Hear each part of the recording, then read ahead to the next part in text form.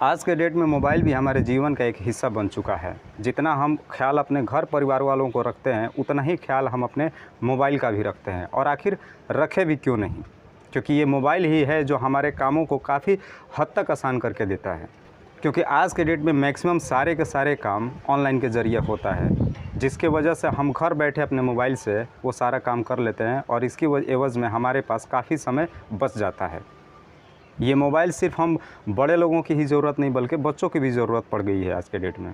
क्योंकि जब से हमारे जीवन में ये लॉकडाउन आया, तब से बच्चों की भी सारी पढ़ाई है ऑनलाइन के ज़रिए ही होती है।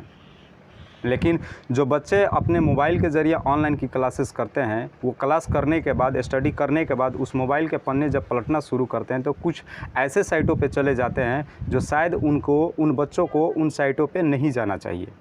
यहाँ पे हर माँ बाप को अपने बच्चों का मोबाइल बीच बीच में कभी ना कभी एक बार चेक ज़रूर कर लेना चाहिए, वरना इसके एवज़ में कुछ ऐसी घटनाएं हो जाती हैं जिसका शायद हमें केवल अफसोस ही अफसोस रह जाता है। आज की जो सच्ची घटना है इसी पे आधारित है।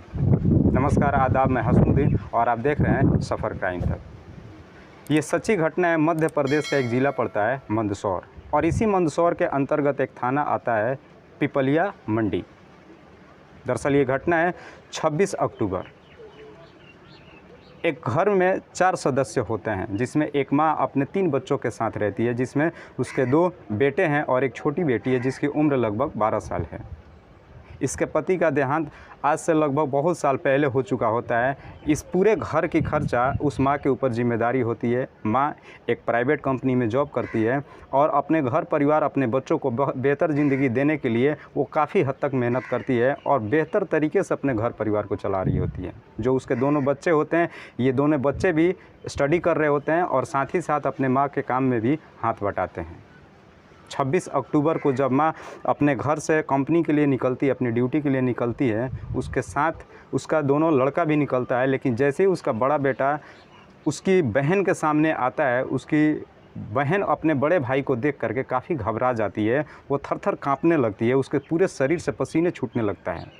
लेकिन जब माँ अपनी बच्ची को देखती है इस हालत में, तो काफ़ी घबरा जाती है। उसे लगता है कि शायद इसकी तबीयत ख़राब है। वो अपनी बेटी के पास आती है और उसको पुचकारते हुए पूछती है कि तुम्हें हुआ क्या है? अभी तो सर्दी का मौसम चल रहा है, इतने तुम्हारे शरीर में पसीने क्यों आ रहे हैं? बेटी इतना काफ़ी डर जाती है कि अपनी माँ को कुछ भी नहीं बताती है, लेकिन कहती है कि मुझे कुछ नहीं हुआ, मेरी कोई तबीयत ख़राब नहीं है। माँ उस बच्ची को समझा बुझा करके और अपने दोनों लड़कों के साथ में कंपनी चले जाती है। जब शाम को तीनों घर वापस आते हैं और जब वो बेटी अपने बड़े भाई को फिर से देखती है, तो फिर से उसके शरीर में वही कंपकपी आ जाती है। वो काफ़ी डर जाती है, काफ़ी सहम जाती है। जब माँ अपनी बच्ची को फिर से इस हालत में देखती है, तो वो पूछती है कि आखिर तुम अपने भाई को देख करके इतनी डर क्यों जा रही हो, बात क्या है? माँ अपनी बच्ची को अपने पास बुलाती है, उसे काफ़ी पुचकारती है, उसे काफ़ी प्यार करती है, सीने से लगा करके पूछती है कि बताओ बात क्या है। बेटी कुछ ऐसी बातें कहती है जिसे सुनने के बाद माँ के पैरों तले ज़मीन खिसक जाती है। बेटी कहती है कि आज से 10 दिन पहले जब तुम और भैया ड्यूटी गए थे, तो बड़े भैया घर पे आए थे और उन्होंने मेरे साथ में गंदी हरकत किया, और वो गंदी हरकत एक बार नहीं बल्कि कई बार किया। जब ये बातें माँ सुनती है तो एकदम आग बबूला हो जाती है और उस लड़के को वहाँ से काफ़ी मारती पीटती है और मारते पीटते हुए ले करके पिपलिया थाना पहुँचती है और जा करके थाना प्रभारी से कहती है कि साहब इसे जल्द से जल्द फांसी पे चढ़ा दीजिए। जब थाना प्रभारी उस माँ की इस बात को सुनते हैं, तो वो भी काफ़ी घबरा जाते हैं कि एक माँ अपने ही बेटे के बारे में ऐसे कैसे कह सकती है। लेकिन जब माँ पुलिस वालों की ये पूरी कहानी बताती है, तो पुलिस वाले भी काफ़ी दंग रह जाते हैं कि कैसे कैसे मानसिकता के लोग भरे पड़े हुए हैं जिसने अपनी ही बहन के साथ में इतना दुष्कर्म किया। जब पुलिस वाले उस लड़के से पूछताछ करते हैं, तो लड़का कहता है कि साहब मैं जब से लॉकडाउन लगा, मैं अपनी सारी क्लासेज ऑनलाइन लेना शुरू कर दिया था, लेकिन जब भी मैं स्टडी से बाहर होता था तो मैं मोबाइल के पन्ने पलटना शुरू करता था। लेकिन मोबाइल में देखते देखते मैं कुछ ऐसे साइटों पर चला जाता था जहाँ पर मैं जा करके पोर्न या ब्लू फिल्में वगैरह देखता था, और देखते देखते न जाने कब मेरे दिमाग में ऐसे घर कर गया कि मैंने ये हरकत कर दी, मुझे पता ही नहीं चला। पुलिस ने उस बच्चे के ऊपर पॉस्को एक्ट के तहत गंभीर मामलों में केस दर्ज करके और उसे जेल भेज दिया है। देखना ये है कि आखिर अब उसे कोर्ट से सज़ा कब मिलती है और क्या मिलती है।